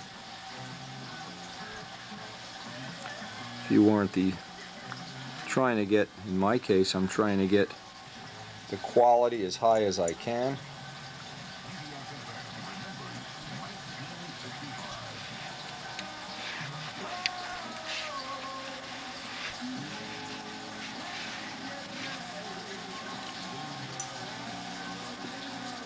These are all the little tricks, by the way. If you ever go to where they're reworking on Piper Cubs up by Midgley's, we stopped and watched them do patching one day when we were up there.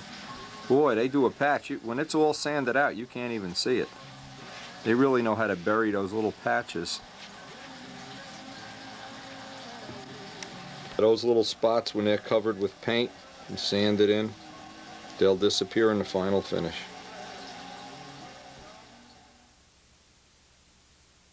Okay, I did a lot of patches on both sides. Anything that looked even marginal, I figure, what the heck, I'm going to have to sand the patches out anyway. Anyway, I'll let this dry up by a heating vent. That smell shouldn't bother Karen that little bit. And after work today, I'll work on this a little bit more. Get a couple more coats of dope on there, or rejuvenator. We'll see how those patches sand out. See if we need any other little repairs.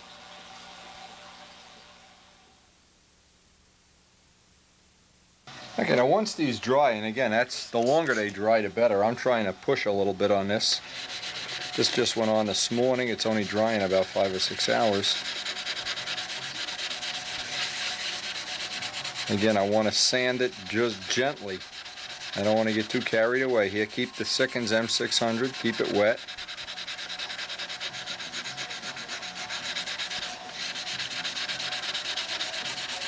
Just had a good talk with Bill Mazzoni. He's already finishing planes with this material and having some good luck. Now see, I can see I'm going through. I'm almost through. That's as far as I can go now. In doubt, best idea is let it dry a little extra, put a couple extra coats on. As soon as you see you're getting close to going through, that's the time to stop. In fact, at this point in time, if you're in doubt, get even a couple extra coats on, because it's real easy to bury it in paint, but before you have enough paint on, it's real easy to go through. I just want to get the hair, really just, I wouldn't even call this a sanding, I'd call this a defuzzing. And I'll get 2 or 3 more coats of rejuvenator on here, let that dry up.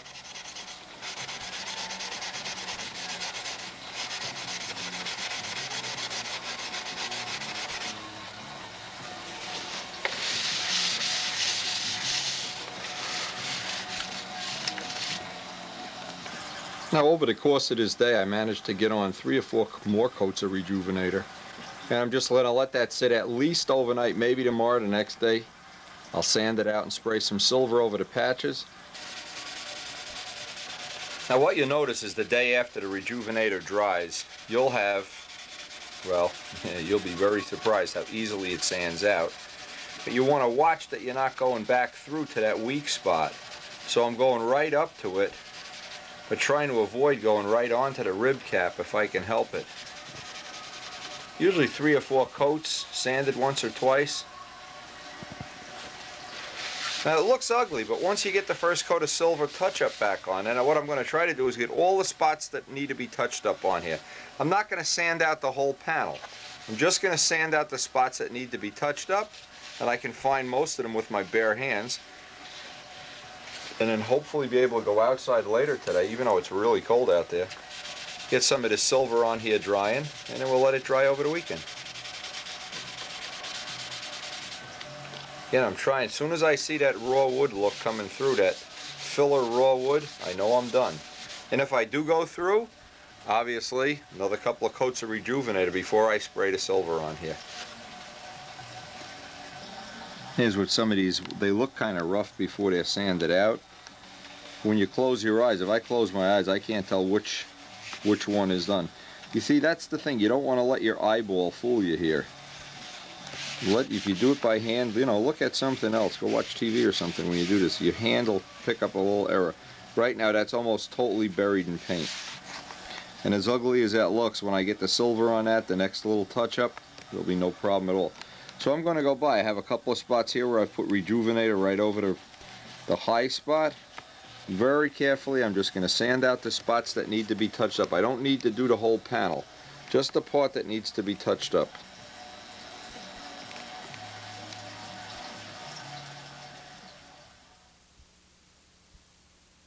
Now, no matter how careful you are, you'll always see little things like this. There's a little spot here and a little spot here. Kind of like a bubble where it's not really attaching real well. Usually that's from a wrinkle in the silk span that traps some air, or you just had a fingerprint there or something where it didn't attach real well. The way you get around that is you take a brand new XL number 11 blade and just put 1,000 little pinholes in it. You can see I've got all the little pinholes in there. Put a little CA on it. Rub it with your bare finger or a paper towel to press it down. And now that's ready to wet sand out with from 1200. And in the next coat of silver, that should almost totally go away. Now, as awful as this looks, most people, you get sick when you see all these little mistakes. But when this has got the final coat of silver on it, taking care of all these little spots now, as opposed to once there's roundels painted in here, and then you, oh man, this is the biggest bargain. And that's what the silver does for you. It shows you all the little mistakes. It shows you even more than you need to see. But if you really want to make that big run for the Concourse Award or just upgrade your finishing skills, the easy way to do it, of course, is just put more paint on, and then it'll be decoupage and the plane will be too heavy. But if you want to have that real light 7 to 8 ounce finish on the total plane, I don't know of any other way to do it other than this, just picking away and then touching up these spots. And no matter how careful you are, you're going to have spots like this. There's no way to avoid this. You're never going to paint the plane silver and, oh, it's perfect on the first shot. So what's the point? The point is to know how to fix all these little imperfections without adding a lot of weight, without adding Bondo and body putty and all kind of things that are heavy. And mostly it's just time. Okay, now one of the things worth mentioning is one of the things that really turns people off about the silver method is they really don't want to see these mistakes. But let me tell you, if you have the patience to go through this, this is the only way I know of. And believe me, I have never found a way of just loading it up with filler or loading it up with talc or whatever. It's constantly picking away at these little areas, except in the fact that they look pretty ratty at this point in time until we do the little touch-up of silver on there. They tend to look a little ratty, and it's a little disheartening to people. You know, they want to see the model in a real nice shape all the time, but if you don't do this, and you were to do all of the camo paint and the riveting and everything, and then all of a sudden you see this spot come up, ooh, now it's a real problem to touch it up. Plus, this is the only way I know of to keep the finish ultra light, and it's real easy to get a front row finish if you don't care if it weighs 10 or 12 or 15 ounces. But if you're not real careful down here in the bottom of the substrate, you're just building up weight, just like putting extra body putty on everything. It really is a nuisance. It's one of the things that you kind of have to resign yourself to, is that it just takes a lot of time, and it's going to look pretty ratty at this point in time. It's going to look ratty until you get that final coat of silver on. And when I look at some of the planes that are totally finished, and I remember what they looked like in silver, boy, it used to just make me sick. I just couldn't believe us. Oh, you kind of go to bed depressed, say, oh, geez, this thing's going to look terrible. Now, when you put all the paint on and you're going over a smooth substrate, piece of cake, believe me, piece of cake. I know a lot of people just don't like to see this. Now, what I did, I went over all the little spots again. Another little thin coat of Rejuvenator. I'm going to let this dry an hour or so and then get outside. Let's see if it's not too cold to paint. It's definitely below freezing out there, but I want to try to shoot my little touch-up silver on this today, and then I can put it away for the weekend.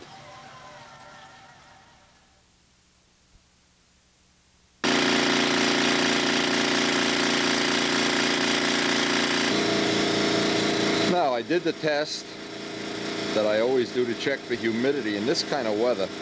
It is brutally cold. I am really freezing out here.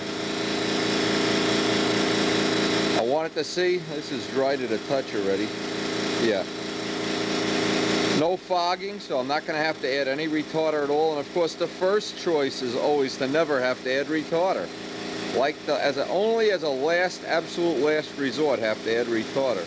So now I know it'll be relatively safe, hopefully safe, to bring my main frame out here. Always give it that half hour to dry. If you pick up no other little tip from this video, always do a little paint test, especially if there's any question of humidity. Now you hear the sirens in the background. We have a major fire in town. I can't believe it. It's like a 10-alarm fire. Fire engines have been going past for the last half an hour. Anyway, I'm trying to be selectively just touch up the little spots that need attention. I don't want to paint the whole area. And that's an important, to keep the weight down, it's an important concept. We don't want to paint that whole thing. I just want to do the spots very selectively to cover up so that I can see if I have any errors, and if I do, I can go back sand about. This step that I'm doing right now, I can repeat this as many times as necessary because I'm adding virtually no weight at all. You can weigh this before and after and you wouldn't even be able to pick it up on a grain scale. The tips. Even if you're painting in cold weather, leave the gun in the house and let the paint be warm anyway. It's under 30 degrees out here. It is really cold. And this is why I always like to do that little test first before I come running out here, especially when you're trying to spray with low pressure. And I just want to touch up those little areas. Now usually they're not going to go away in one coat. I'll put a coat on, again, give it a half an hour.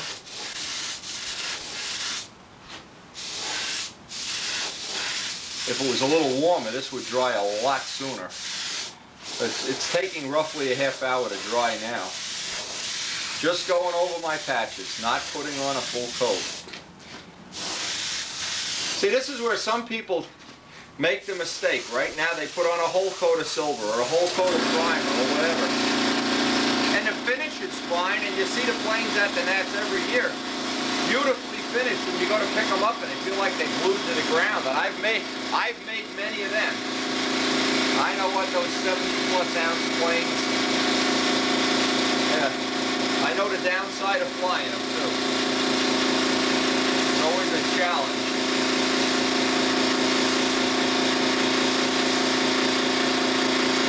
Anyway, just a minimum amount of paint I can go over.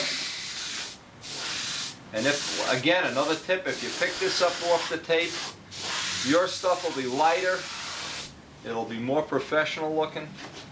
You know, increase your modeling skills. There's really no college course. The problem is you can't go to Rutgers or Yale or who knows what, Wyoming University, and take a course in extreme model finishing. Don't look for it in the college curriculum. It isn't there. So I've tried to fill that gap with the last 12 years of making videos, and I know people have benefited. And I see them in the front row, everybody from Casminato to people in other countries that have a complete video library, and I get letters every day, and I'm on such an ego trip, it's ridiculous. But it isn't even an ego trip. An ego trip you don't need, because you know when you're doing a nice finishing job. But guys like Kent Tyser, for instance, that are learning the skills, and every year they come to the Nats very excited about their latest finish, their latest plane. And without somebody doing this legwork, believe me, this is the kind of a skill. A magazine column is fine, but if you can see it in real life, so much better. The medium of video makes this possible. Okay. Now, as always, the trick is put it aside to dry, be patient. Some of the silk span is going to get a little soft on you. Don't panic, don't get upset. And now this last step that we just did, I'm sure when this is dry, I'll find more little mistakes. And this is the point at which you can be as fussy as you want. You know, none of this requires having a very expensive shop, tooling, milling machines, anything special. This is just hand labor. kind of like painting a Sistine Chapel in a very special way. What you need is the time and the desire to do it. And if you look at it from a lot of different angles, you'll see the silk span loosens up. In the morning it'll all be tight. You don't have to give it any thought. Boy, the first time I remember, and it's true, first time I did one of these and I put in a little retarder and all the silk span got, oh man, there goes that plane. Now, and in this case, again, that information, if I had this information when I was 16, 18, 20 years old, oh man, right now I could have been somebody. But it was very difficult to learn a lot of this. I learned most of it from Harold Price, and God bless him in heaven. He was really a modeler's modeler. He really did help me out.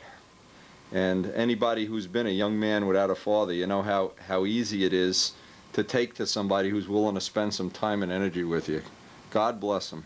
Anyway, we're going to let this go and not be impatient. Bring it in the house, put it by the heating vent tomorrow, and hope the Jets win the game Sunday. Now this has been drying in a rack for 2 days. That saves a little bit of effort on my part. I know it'll sand out. Any little imperfections will sand out a little quicker. So even though we know we can do it in a very short time, in the case where we're very busy here, I like to make it as easy as possible. Now I'm going to pull this out of the rack, look for any other little flaws, any little imperfections, any little thing I think is going to be worth correcting at this point in time. Now I always work under fluorescent lighting. By the way, it was nice, I got a little letter from Frank McMillan. He's about at the same stage we are, except he's using gray to do his whatever you want to call it, blocking out or finding the errors, undercoat, whatever you want to call it. But now you can see one of the things silver does, it shows me all the little patches.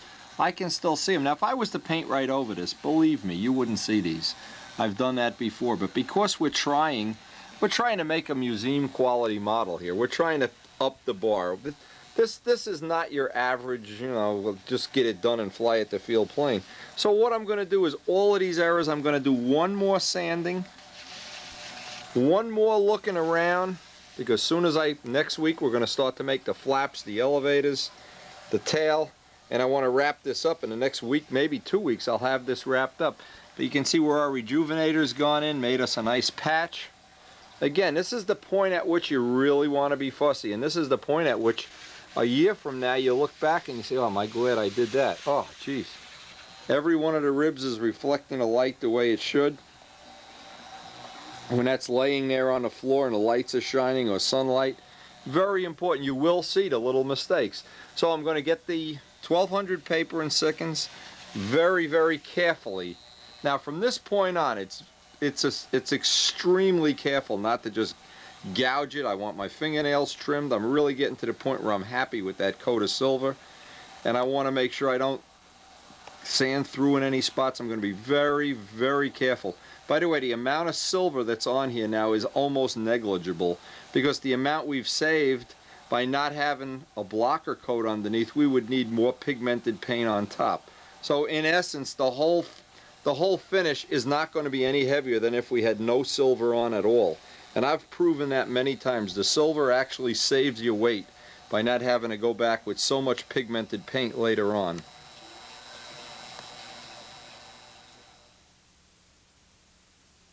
Looking for the little spots that I can see where I've already done a little touch-up, and just the slightest scratching. I'm not looking to sand my way through. In fact, I want to leave that little extra material around there. And if I can get out there before it's dark today, may even get another coat on here, and it can be drying in the garage overnight. But again, you can go back and sand 20 coats, 30. You could do this infinitely. As long as you sand off more than you put on, you're never in trouble.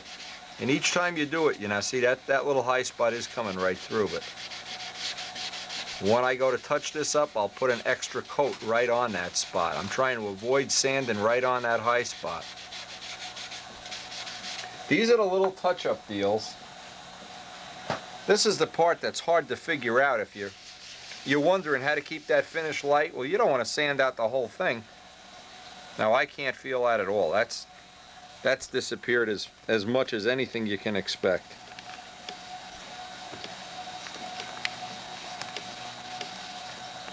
Final coat goes on that, you won't even be able to know which ribs were patched.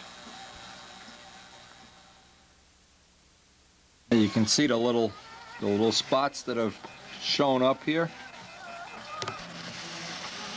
And if fussy you are, it'll all pay in that final coat. Now I know it's already dark out there. I'm going to try to get this shot tonight, and we're coming up on the end of this tape. But I hope there's really been some good, I don't know, some really good little information. And I hope you'll really, be able to pass this information on to other people. And by doing that, then all of my efforts, all our Harold Price's efforts, John Brodak's financial efforts, everybody's efforts pay off when you can pass it on and make the hobby grow. Now at this point, even if you have to mix another batch, the thing we want to avoid doing is putting any retarder into this, because retarder is going to go down and soften up the finish. So I made up a brand new batch. I'm shaking the heck out of it.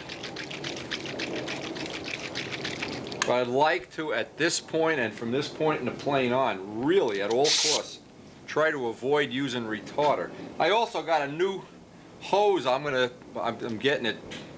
I have to pick it up yet. That has a real, see, this is a pain in the neck when you have a thick hose here. A real thin hose like an airbrush would have.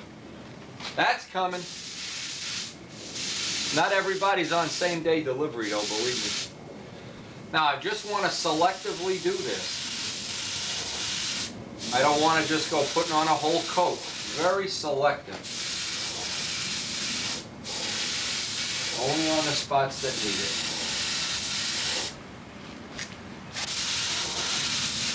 And hey, I want to say again, thanks for joining us. Please share the information with friends. Try to bring some new people into the hobby. Once somebody feels the satisfaction of doing a really nice finish, it's highly unlikely that they'll ever forget it. It's a very satisfying skill to be able to make that really beautiful, buffed out finished plane. Now all that's left is tomorrow to pull off the tin foil the next day, but we're at the end of the tape, and I really, really hope, again, well, I say it over and over again, but I really do mean it. This is such a great hobby. It's so rewarding. And yet I can remember back to the days when everything was a secret. Boy, oh boy, you couldn't find anything out. And I really personally think we really missed the boat years and years ago. We could have had thousands and thousands more people, had more people been willing to just share the information. And I know myself, I was attracted to these beautiful planes that looked like they were made out of plastic or fiberglass, and I never could make one. Years went by before I could figure out how to do it. And I hope that your journey in that direction is going to be a lot quicker than mine was. And needless to say, it's already midnight outside, and we're out here painting, but it's been a fun day.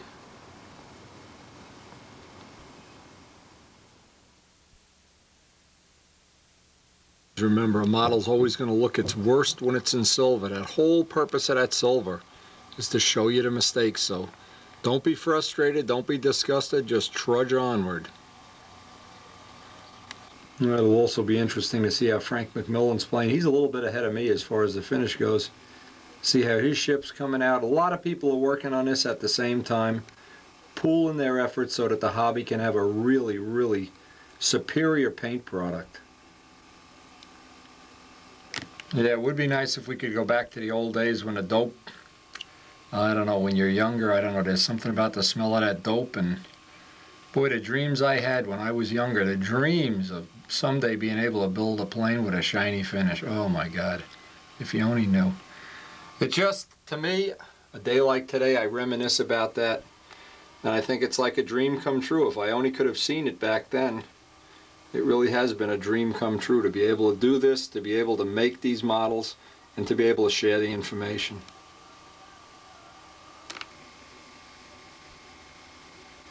I always try to include a little thanks to Harold on each one of the finishing tapes I make, We're way over 700 master tapes now, and well, I'll tell you, what I'm doing right now would not be possible without Harold having helped me. So just filling up my little link in the chain.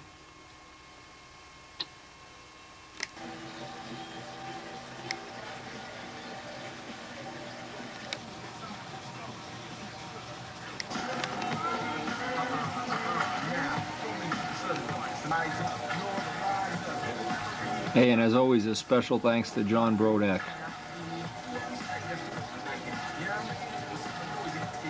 Remember, this is tape 2 in an ongoing series in which we're going to work this I-beam plane right up to the final finish.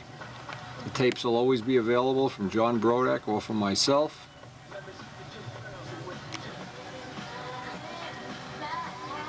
That's the men in. That's the men in.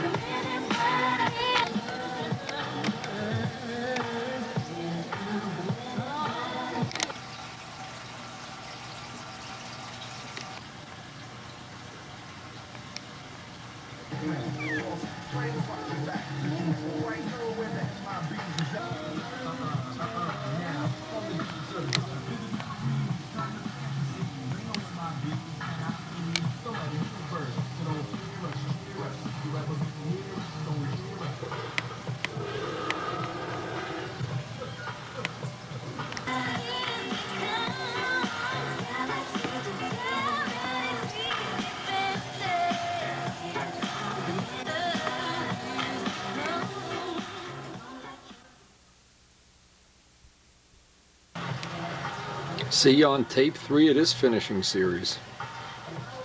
It's an ongoing series of tapes.